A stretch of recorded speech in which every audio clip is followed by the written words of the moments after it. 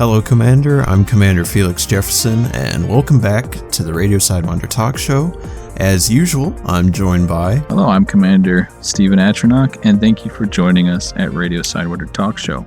Some important news that we do have to discuss first is the emerging threat of Thargoids. Now, I've seen some reports, and so has Commander Felix here, as many of you probably have, of Thargoids ships, or as far as we know, they're Thargoid ships coming out, and they're around the barnacles, picking up SRVs and dropping them. Looks like they're absorbing something from the barnacles maybe, and interdicting people in hyperspace, which is very crazy. We've had some more reports from Ishmael Palin, the scientist, some independent reports from him. If you want to go ahead and give us some more specifics, Commander Jefferson. Yeah, sure. Now, Ishmael Palin is actually based out in the Pleiades right now, but he was having some issues conducting his research due to the Federation, who's out there, as we know, blockading all of the commanders or anybody really that wants to go out there and see the barnacles and see the Thargoids. So he had an appeal recently for unknown ships signatures and unknown weight scans, which are usually left behind from these Thargoid ships whenever they, I guess, jump, if you will. We don't really know if it is a jump that they're making, but whenever they leave view, that's what is usually left behind. So he's actually asked commanders to turn in these scans, but only in a very limited windows, about a day or so that he about 24 hours. Right, yeah, and he said that it was for his own safety and to make sure that the Federation couldn't actually catch up with his research. And yeah, yet another restriction or problem that the Federation's causing. Yeah.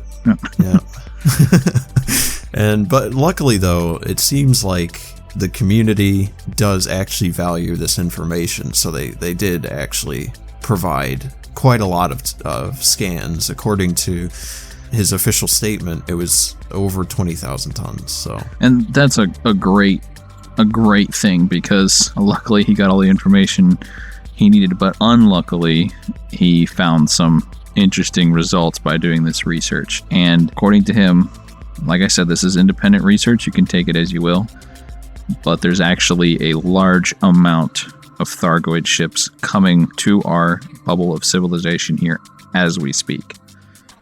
So if you are not equipping weapons on your ship for whatever reason, you may want to think about doing so. You may want to get some practice in with your friends. Definitely.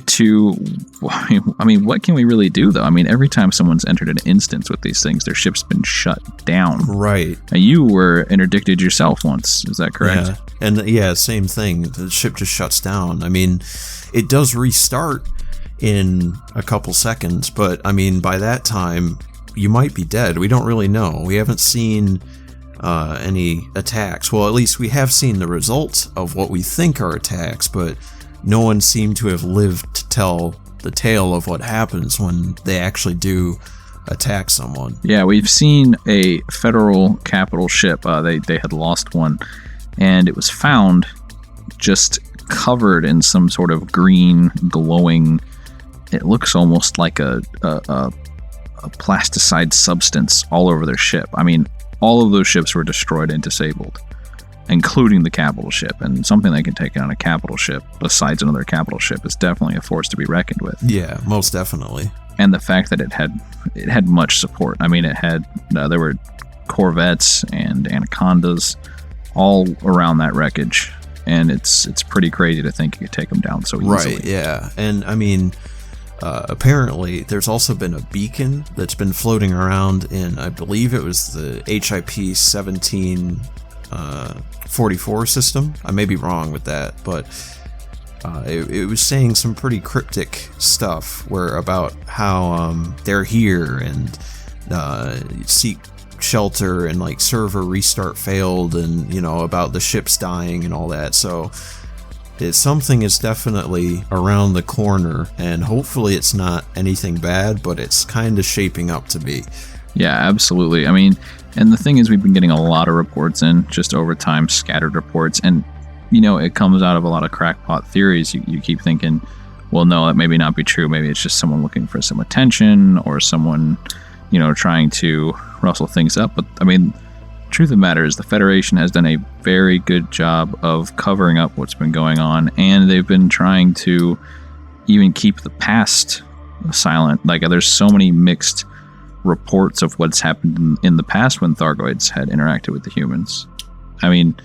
We don't really know what's fact and what's fiction, so it's very hard to know what to expect. Yeah, definitely. Really, like you said, the best thing to do is just be prepared if there was a sort of hostile environment, in the future where we would need to defend ourselves, because if we aren't ready, then, they can just stomp us. We've seen that through, the ships that at least the ships that they allegedly attacked. We aren't really even sure if it was them, but it looks like it is, just from the damage. I'm interested to see how the major powers will respond to a real presence of Thargoids. You have the Federation, who's been covering up evidence and trying to avoid it, but have already publicly stated that if something was to attack, they would immediately attack back with force, or if something was to come here, their first response is destruction, essentially. Where you have the Empire and even the Alliance, both of them have said they'd like to try to see what they can do about communicating with whatever visitors come to our galaxy, see what they could do about trying to bridge some sort of peace, if that's even an option.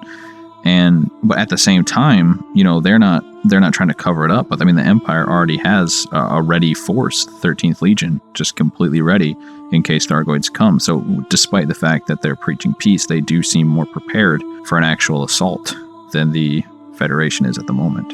Yeah. We don't really know, like you said, because the Federation is so quiet, we don't really know what they have planned. Mm-hmm. Hudson is talking pretty big talk, but if he can't back it up, then, we might be in real danger. What will be interesting to see is, since the high predictions are getting closer and closer to the bubble, if there was a invasion scenario, if you will, that is not in the Pleiades, but on the closer fringes of the bubble, how many or how quickly everyone would be able to react, and who would be first, because like you said, it all depends on who actually is there at the time, because if the Federation attacks, then there's really no going back from that. Even if the Empire says, well, we're peaceful, they're their own group, they may just see it as an attack from the entirety of humanity at that point. And if what we've seen evidenced by this capital ship, that it could have been Thargoids that destroyed it, would that be considered the real official first contact? That would be pretty disastrous, I'd say, if the one major group who has already said that their first contact is gonna be military, if they actually were the first contact. Right. Pretty much drive the rest of the galaxy to follow their lead on that. Which makes me wonder, at the same time, with all this, these hype predictions happening, all these different things happening, I'm thinking, like, if you have, say, let's say those ones that are closer to the bubble, interdicting people, those maybe have been scout ships. They haven't really been attacked. I don't think they could take down, say, a capital ship, but they are definitely pretty scary. But let's say the the Federation has already had contact with these species, and they've been hiding it.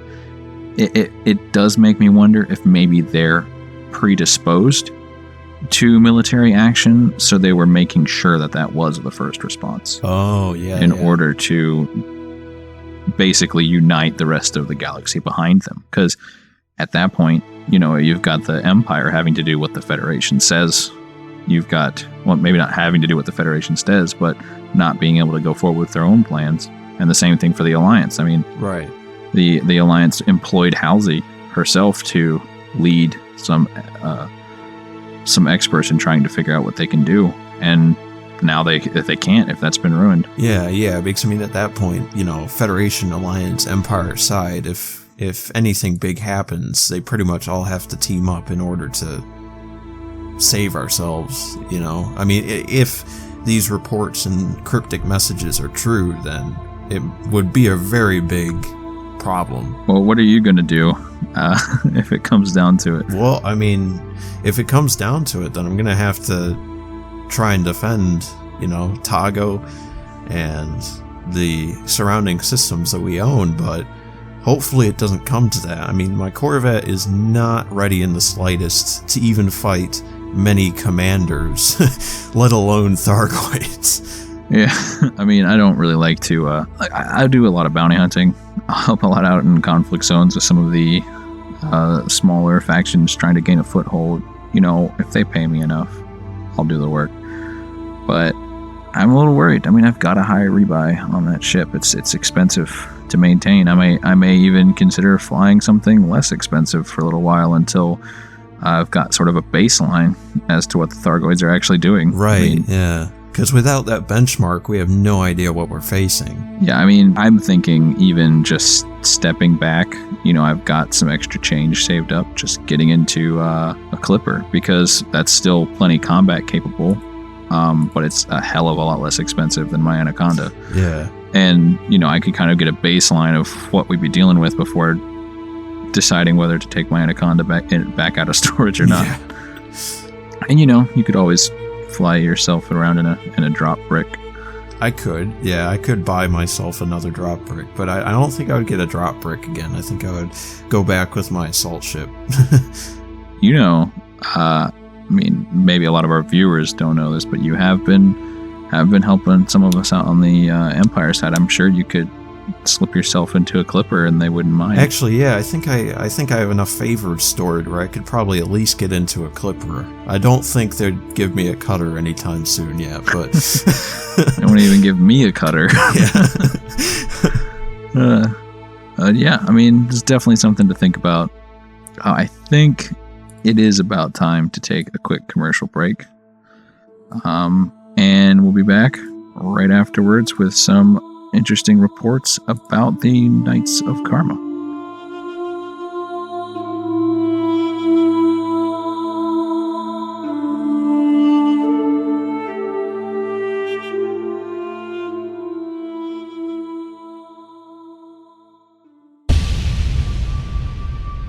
Radio Sidewinder. Wow, you're in great shape. What's your secret? Thanks, I'm using Vega's Slimweed. Isn't that a parasitic life form? Yes, and I've lost 3 sizes in 2 weeks. I've tried fads, diets and pills, but my weight has been up and down like a yo-yo. Vega's Slimweed suppresses my appetite, and I can eat what I want and not worry about moobs anymore. It eats the fat from the food I eat. Wow, you've gone from dad bod to beach bod. Thanks, and the best part is Vega's Slimweed gives me immunity from some biological poisons. Please ensure parasite purge before pupation begins. Always consult your doctor before taking Vega's Slimweed. Vega's Slimweed, only available from Taylor City, Vega.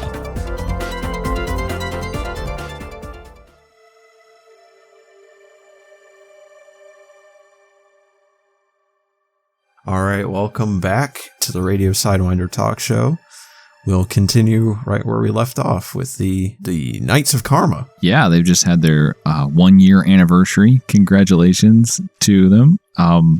If you don't know what Knights of Karma is, it's essentially just a sort of a middle point for people who want to hang out with other commanders, but it's a big galaxy out there, and it's hard to just meet people nowadays. So it's essentially just a meetup place. You know, you can join in and find somebody who wants to do a similar thing that you want to do, and, you know, join up with them. And you're not really judged based on what your goals are or who you're with. It's just a neutral point where anybody can come in and meet somebody similar. You know, so it's kind of a cool wing finding service, essentially. Yeah, and I mean, especially with the threat of Thargoids now, I mean, you really will need all the help that you can get. So these guys might actually, yeah, this service will probably be used a lot more going on into the future. For sure. And I mean, I think it's really cool, you know, that people are always reaching out into the community. Like we have, of course, the Radio Sidewinder community. But I mean, that's a community for people who listen to Radio Sidewinder. And anyone can join, anyone can listen to Radio Sidewinder, but we don't generally have, we don't generally go in and be like, oh, does anyone want to go just gank some people with me? The only rule is don't be a jerk, which I think is a pretty good rule. Oh, yeah, definitely. In other news, the Pilots Federation, as you know, they accept a number of new applicants, and people go through and come out all the time. But they are opening it up to just have a really big application session. A whole new group of Pilots Federation members will probably be joining us out in the galaxy soon, which is very exciting. Oh, yeah, that's good. So, I mean, definitely, Commander. Well, soon to be Commander, I should say. If you ever wanted to fly your own ship, I'd definitely sign up for this, because it seems like the best time to secure your position in flight school. Absolutely. And kind of a bit talking about ships and building ships. Turns out, did you hear the engineers have been noticing that some people have been stealing upgrades from them? Little shifty, if you ask me. Yeah, apparently some commanders have been, well, I mean, there's really no other word for it, just stealing upgrades from engineers. They have been going in for their upgrades to these somewhat unknown bases, but the cost is that you have to bring a bunch of resources in order for the engineer to do the upgrade. And, well, they've just been stealing the resources that engineers have already stockpiled for their own use, and they're going to start cracking down on offenders and just ramping up security, overall. Oh yeah, I mean, and a lot of the people who have been doing the stealing have been doing it for a long time. They kind of had a bit of a system in place. They'd go there and they'd ask, the engineer to queue up like a pretty expensive resource-wise upgrade and be like, hey, go ahead and roll that. But they'd actually only end up giving in the amount of resources required for a smaller upgrade, and kind of ended up tricking the engineer into queuing that other one up, and would steal it and apply it to their ship. Now, a lot of them are saying that it's just a matter of fact that it's just too hard to get these resources for these engineers, or it's just too difficult and they didn't really feel like doing it. So that's why they went and started stealing them. While I can agree it's quite difficult, and I'm sure you've been hauling bio-waste all around the galaxy trying to get ready for some of your upgrades. Yeah. It is difficult for sure to get this, but to be honest, they're not sponsored by any. They're kind of illegal underground engineers, and they can charge whatever they want for their services. I mean, yes, I would love it if it were a little easier to get some of these high-end upgrades, but until it is, I'm not going to go stealing from these engineers who are probably perfectly happy to. I mean, if anything, they're not regulated by the Pilots Federation. They're not regulated by any sort of security system or governmental body. So I'm wondering if they actually have like a backdoor, a way to disable these upgrades that they've put on your ship. Oh yeah, that might be. Yeah, like you said, I mean, they aren't regulated, so the engineer can do whatever they want to the upgrade, and maybe they do have some sort of kill switch or something that they can just go in and reprogram all the ships that they know have been stealing from them. Mm-hmm. Or something I imagine like that. They didn't. Yeah, they wouldn't want to just switch everybody's off to make it unfair for the people who didn't, steal from them. But at the same time, I mean, it's just, I don't know. It does seem like you should really be careful with dealing with these guys, because they, like I said, they're not regulated. They can do whatever they want, and they're not going to face any consequences from it. I mean, they've been doing illegal activity for this long. I'm pretty sure they know how to hide what they're doing. So if you find yourself with certain parts of your ship not working like they used to, you might want to take pick your bone with them, or just don't pick any bones with anybody at all. because the thing is, the governments aren't really going to help because, like you said, and like I said, they aren't really meant for ships. They aren't, stock from factory. They're not even like things you can buy at a station. Right. Like you have to, these are already upgrades on top of that. Yeah, and I mean, each one is completely different because it's kind of hard to replicate, the same outcome with these since they're so volatile. So, I mean, it's going to be a different case for each ship, pretty much. And in other news, I mean, Radio Sidewinder itself, we did actually go ahead and have a little bit of a scrap with a faction recently out here in the bubble in Thargo, but also what many people don't exactly know is we have been having some issues out in Colonia as well. Right, yeah. We actually do have we do have a stake claimed in Colonia for our future station out there, and it seems like some other commanders don't really want us out there, so we do need some support out in Colonia to help us fortify our holdings. It does seem strange that we'd encounter so much resistance in Colonia. I mean, the people really need their entertainment out there. I mean, let's be honest, there's not as much to do in Colonia as there is in the bubble, and it's a pioneer civilization. Essentially, it's not like it's gonna be as comfortable as it is over here, but if they can't hear us because we're under assault from some random group, that sucks for them. But also, I mean, why are we fighting in Colonia? Come on. I mean, we need to establish like a secure foothold in that area, just as humanity establish a secure foothold, especially with Thargoids coming. I mean, we don't know what kind of, I don't know if Colonia is like far enough away it'll be untouched, but it might. I don't know. Yeah, I mean, it's far enough away. What? How many thousand light years or so? Like 30? Oh, too many. Yeah, it's far enough away. It hasn't been touched by me. Yeah, I'm not getting anywhere and it's close. not even just because I don't want to. It's because I can't. The jump range is just too short. I do respect what's going on in Colonia. I do think it's a really cool thing.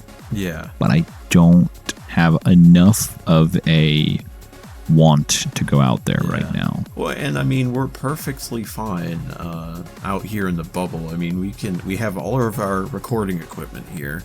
Our station is here, our main station. I mean, not the repeaters, and this is Radio Sidewinder's home in Thargo. So exactly, I have to be here to protect Radio Sidewinder. Yeah, that's why I'm staying here. Really, no point in us going all the way out there. Mm-hmm. All right. Well, I think that's about all the time we have this week. I'd encourage you all to check out the Radio Sidewinder minor faction in Thargo, and of course, check out our Galnet page as well. And go ahead and join in our chat rooms and learn what you can do to become a part of Radio Sidewinder, or just hang out and have fun. Yeah, that's right. Our Pilots Lounge and our Galnet page is not only a good resource for new pilots, but generally it even seasoned veterans can get some assistance or some tips from all the commanders that are in there, so definitely check that out. Well, yeah, like Commander Steven said, that is all we have time for, so we will catch you next time on the next week's episode of the Radio Sidewinder Talk Show. This is Commander Steven Atronach signing out, and I'm Commander Felix Jefferson signing out. Fly safe, Commander.